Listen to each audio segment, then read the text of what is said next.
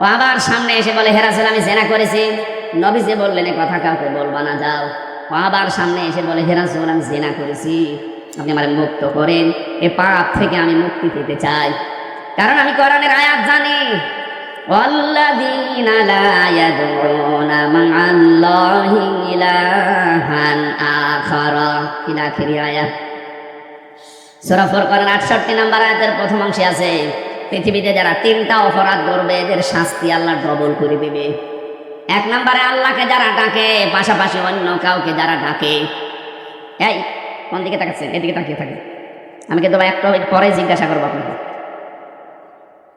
যে তিনটা পাপের শাস্তি আল্লাহ ডবল বললেন, ইদাফ লাহুল আযাব ইয়াউমাল কিয়ামাহ, কিয়ামতে আল্লাহ ডবল করে শাস্তি দেবেন। তার প্রথম পাপ আল্লাহকে ডাকে, মা আল্লাহি ইলাহান আখার, অন্য কাউকে তার সাথে জুড়ে দেয়।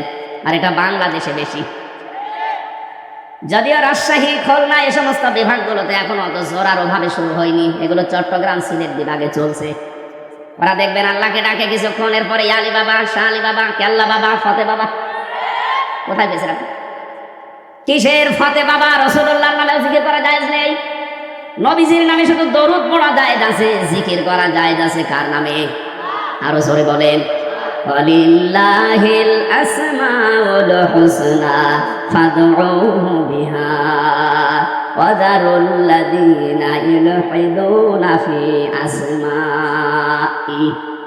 সূরা আরাফের 180 নম্বর আয়াতের প্রথম অংশে আছে, আমার অনেক নাম আছে সুন্দর সুন্দর, যে নামে পারো ডাকো, কিন্তু সাবধান আমার নামকে ইলহাদ করবা না, পরিবর্তন করে দিবা না, আমার নামকে উলট পালট করে ডাকবা না। এই ঘোষণা কার? এটা রেকর্ড হচ্ছে, সারা দেশে কালকে যাবে। আমি সবাইকে সামনে নিয়ে বলছি, আজকে থেকে আল্লাহর সাথে অন্য কাউকে আপনি আর ডাকবেন না, সে যেই হোক। এতে যত বড় সুন্নি হোক, আপনাকে যদি বুঝ দেয় যে না এ বাবার মাধ্যমে ইসলাম পেয়েছি, এই জন্য ডাকা লাগবে, কিসের বাবা? এ পৃথিবীতে ইসলাম এসেছে যার মাধ্যমে, আমাদের নবী মুহাম্মদুর রাসূলুল্লাহ, তার নামেও তো জিকির করা জায়েজ নেই। আর আপনার বাবা, কোরআনে কারিমে আল্লাহ নিজে জানালেন, আল্লাহর সাথে অন্য কাউকে যদি কেউ ডাকে তার শাস্তি হবে কয়টা? আরো জোরে। সুতরাং আমার যে তাহেরি ভাইয়ের মতো যেন আল্লাহ আল্লাহ করার পরে কেল্লা বাবা, ফতে বাবা জীবনও ডাকবেন না, ভ্রান্ত ধারণায় আছে তার। এখন যদি বলেন ওনারা আয়াত পড়েনি, আয়াত তো আমিও পড়েছি,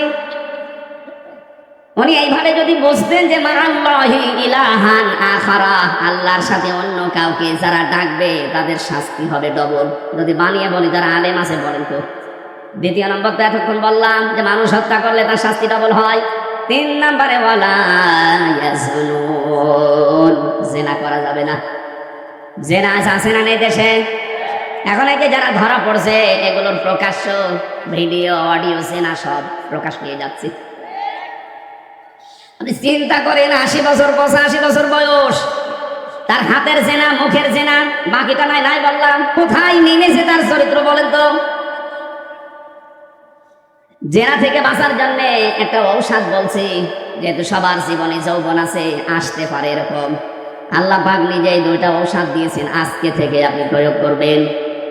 সূরা নূর 30 নম্বর আয়াত, লিলমুমিনিনা ইয়াগুদ্দু মিন আবসারিহিম ওয়া ইয়াহফাযু ফুরুজাহুম যালিকা আযকা লাহুম ইন্নাল্লাহা খাবীরুম বিমা ইয়াসনাউন।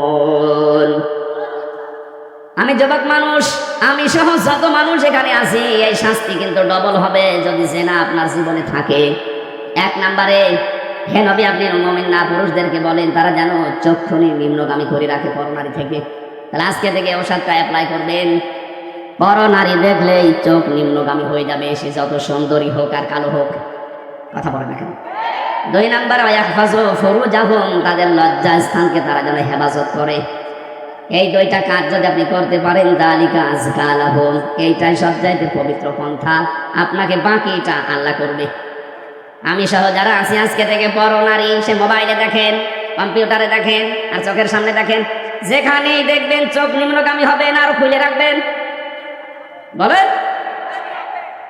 সুতরাং এই মুহূর্তে যাদের মোবাইলে এরকম কিছু আছে যেটা দেখলে আনন্দ লাগে, অন্য কেউ দেখলে লজ্জা লাগে, এই মুহূর্তে ডিলিট করা লাগবে।